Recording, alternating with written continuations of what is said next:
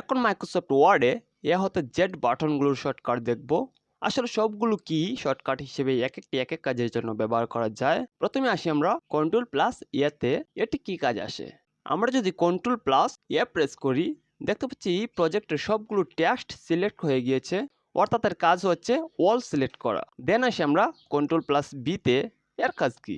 আমরা যদি কোনো লেখাকে সিলেক্ট করে কন্ট্রোল প্লাস বি প্রেস করি, দেখতে পাচ্ছি লেখাটি বোল্ড হয়ে গিয়েছে, অর্থাৎ এর কাজ হচ্ছে কোনো টেক্সটকে বোল্ড করা। দেন যদি আমরা কোনো লেখাকে কপি করতে চাই, তাহলে আমাদেরকে কন্ট্রোল প্লাস সি প্রেস করতে হবে। তারপর দেখবো লেখাগুলো কিপ্যাডে কপি হয়ে গিয়েছে।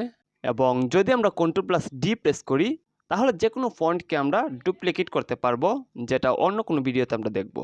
দেন আসি কন্ট্রোল প্লাস ইতে। এর কাজ কি?